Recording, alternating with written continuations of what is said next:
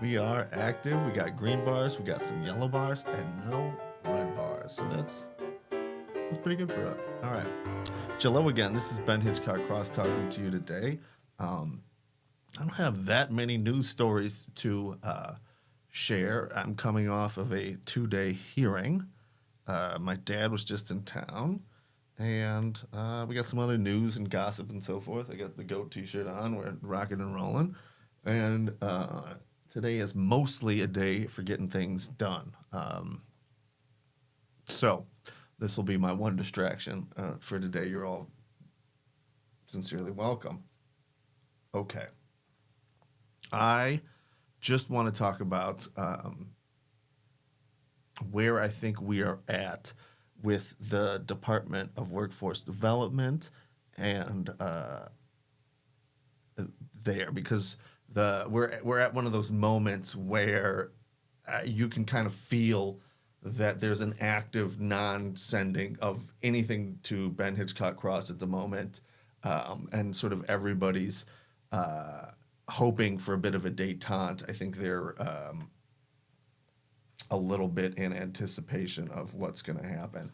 It seems to me like it is going to be inevitable that somebody is going to sue the Wisconsin Department of Public Records for violating, the Wisconsin Department of Workforce Development for violating the public records law. And that's going to be for a lot of reasons. They have been hiding behind public records law for some time now, and they have a problem because they have been communicating things to each other that I think will show that they are deeply biased and I think against certain people and for other bodies. That's my guess. I don't know. But the lengths to which they are going to cover up certain documents and emails is astonishing. So, as you may know, the state of Wisconsin has a public records law. It used to be cutting edge, and it's not anymore. Like so much in Wisconsin, it's not anymore. We got some work to do, guys. Let's get to it. The public records law needs a lot of updating here. The open meetings law needs updating. The amount of just flagrant violations is shocking, and it's ultimately, let's say that the biggest violators of the Wisconsin open meetings law with regard to school boards, in my opinion, are the attorneys that are advising the school boards and the Wisconsin Association of School Boards. I think those groups in particular are serial violators of the open meetings law, and I think something needs to be done about that because there is all too often decisions that are being made behind closed doors. Thank you, Mike Meyer, for showing us that, and others.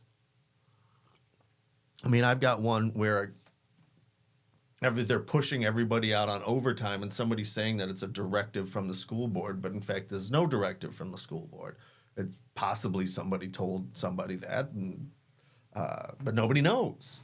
Nobody knows if the president said it to the superintendent or if the superintendent just made it up, or nobody knows because they don't actually vote on anything anymore. They just sort of have this, cult consensus behind closed doors, which, one of the things that is so frustrating about this era is that we keep repeating mistakes that we apparently already solved. The case that I'm thinking about is entirely about whether or not a school district should pay its secretaries for overtime, that's time and a half, if they work more than 40 hours in a week. And somehow they thought that moving their time around and taking time off their timesheets, whether they allowed them to or not, was somehow okay in 2024. And their attorney stood up and told everybody that they had a budget deficit, and but their witnesses really were not really able to answer the question, in my opinion, about why it was okay to balance their budget on the backs of secretaries. But that's where we're at in Wisconsin today. As far as public records go, the ALJs are discussing cases behind the scenes. We've got evidence of it. We've got a lot of evidence of it. For example, they all met, I think on April, don't quote me on that, we're going to get clear into that, to discuss basically recordings of an ALJ without the ALJ's knowledge, because that ALJ, in my opinion, had committed misconduct during that hearing, and we had reported that misconduct to the Wisconsin Department of Workforce Development. And instead of really, we've got the recording. They said everything was perfectly professional, as we've talked about. But instead of dealing with that, they came after yours truly, and they had a whole meeting about it with everybody there. The Ramona Natera, the boss of bosses there, Maria Selsor, all the ALJs, the investigators, they all were there, and they met and discussed how to. Whether basically the recording of ALJ Gelhard's and his shouting at me. Now, every time we bring that up, they just refuse to talk about it. The first time I presented they said we didn't have any evidence. The second time I presented the evidence, they said you didn't have it notarized. The third time we presented it, they said we're not going to talk about it anymore. We've already talked about this. But never have they ever responded to the fact that 3 days before the hearing that they decide to start not appearing on camera, and she refuses to appear on camera, and she says every other reason under the sun. And in fact, 3 days before that, they had all met and discussed whether it was ethical to record people without their their knowledge. That judge at that time also declared that you couldn't record her because she was recording things. Well, you know what happened? As a result of some of that fight there, it seems to me that the ALJs, because all the pre-hearings where they refused to record, you know what they're doing now? They're recording everything now. So we've got the problem, they're deliberating, meaning that they're talking amongst each other and being told what to do. We've got emails where they're drafting, the boss there, Maria Selsor, is drafting documents for there. They're going back and forth. Here's my draft. Oh, okay. Here's what's filed is different than the first draft after he gives it to Maria Selsor. We've got other ones where saying, hey, are you done with this? Can I send it out now? We've got a judge talking to Maria Selsor saying that. We've got judges talking to each other about complainants saying, yes, he can do things. What he's saying to you is not true. Now, if you think they should be able to have those communications or not, that's not the issue. The issue is that there is a law and a rule that says that whatever discussions they have with an employee, they have to give up. And we have the parties have the right to discuss it, because it's not fair for the judge to consider something in secret that the parties don't have the opportunity to rebut. It's not fair. The law accounts for what they're doing, and it puts the burden on them of presenting the document, but for some reason they won't present the document. Now, just yesterday, they acknowledged that Maria Selsor, in this case, gave Laura Benitez Morgan an email assigning the case to her. So they have decided that is what's called a job assignment. We'll get into that. So therefore, even though that there's a law that says that if they consider anything, that we have to give access to it and we get to respond within 10 days. They're saying that no, because this is a job assignment, therefore you don't get it. And so you really have to wonder what is in that email there assigning her the case that would be so bad that we can't have access to it. Because if it's simply just, hey, Judge Benitez Morgan, I want you to take on the Stolar case, what could possibly be objectionable about that? I don't know. That's all I'm saying. I don't know. But it seems like they do, because they're the ones that have it. So that's what we're waiting on, is for them to make a decision. They've said we can't have it, both because even though the one statute that governs their system says we can have it, there's another public records law that says that job assignments are protected by public records. So you can't. Let's go through this analysis quickly here. There's a public records law, okay? Public records law says that the public records custodians, meaning the people who are in charge of them, every agency has a public records custodian. That is somebody that's Wackenhauser is her last name. Jennifer, I believe, is her first name. She is the records custodian for the Department of Workforce Development. She is an attorney who works in the cabinet of the Petchacek. Okay? She's the custodian. Now, if I go to the department and say, hey, I want Maria Selsor's emails to Laura Benitez Morgan on April 1st assigning this case, they can then Laura Wackenhauser, Jennifer Wackenhauser, gets to make a balancing test and gets to consider different factors, and they have to give me, if they don't give me the document, they need to give me a written explanation of why they didn't give me the document so I can sue them if I want to. Well, now, that balancing test is done under I think it's 18 is the chapter, open meetings, open government. There's a whole list of factors there. There's other cases. It's called a custodian balancing test, okay?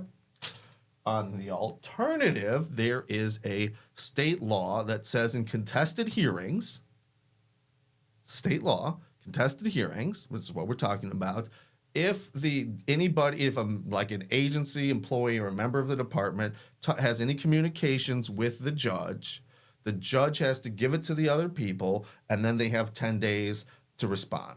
I'm paraphrasing, but that's basically the concept here, okay? Now you can see public records on the one hand, and you can see the parties on the other. Now, this one, the contested hearings on the other.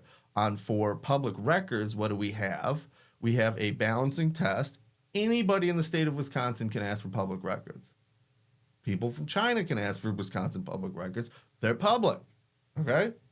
There may be a fee for producing them, but they're the government's records. You have the right to ask for them. They have to produce them. That's how it goes with that balancing test in mind. Now, let's look on the other hand. We have parties who have a contested hearing and have a right to a contested hearing. Why do they have that right? Because they have filed an appropriate complaint or claim under the appropriate state law or rule before an agency that entitles them to a right to that complaint. Now, who has a right to these documents? The parties do. And why do they have that right? So that they can rebut them. Just the parties' right as opposed to the public's right.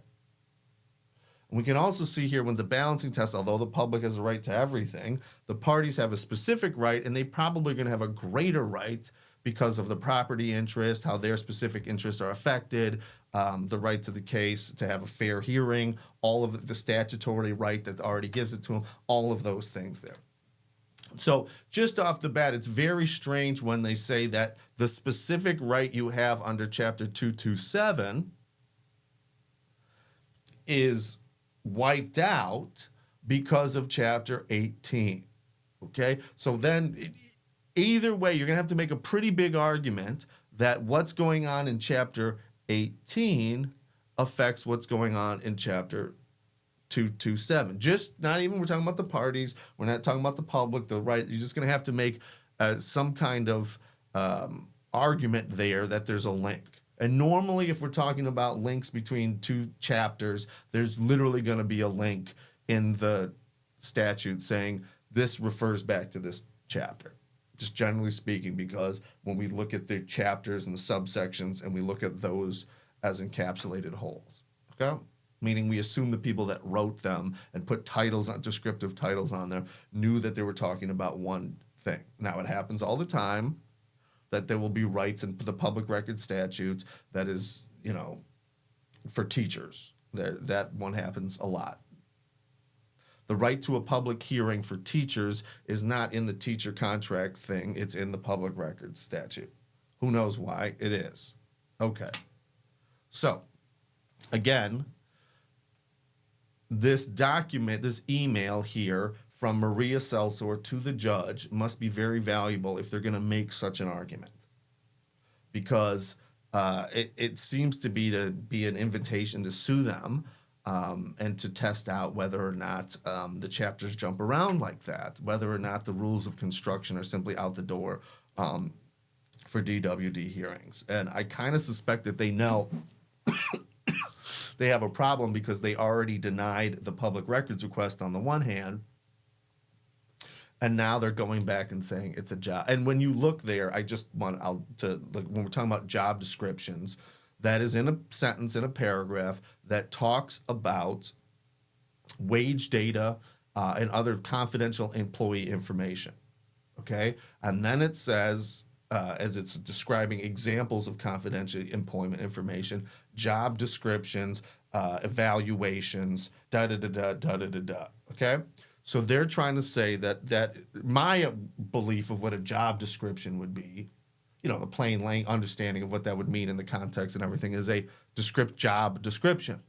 Well, we say that the duties 60% this, 40% that, yada, yada, yada, yada. Okay? You're expected to know X, Y, and Z, and so forth. Oh my God, these political calls are something. So the competencies for the position like that, that's what we're talking about. So you can see there that is the game there that I see is we'll just hope that nobody fights that and that the cost of fighting that is too high for the fact that that's plainly, obviously, not the law in the state of Wisconsin. So that's my update there on the news and where we're at. But I think something is probably going to have to be done here, as I think they well know. So thanks for sticking with us. We'll keep you informed. Oh my goodness gracious. Let's do it. It's annual meeting time in Wisconsin, so that'll be fun. That's the day that the public gets to take over a school board meeting and run the school board in common school districts for one meeting. And it can be kind of fascinating. So, take care, everybody. Bye.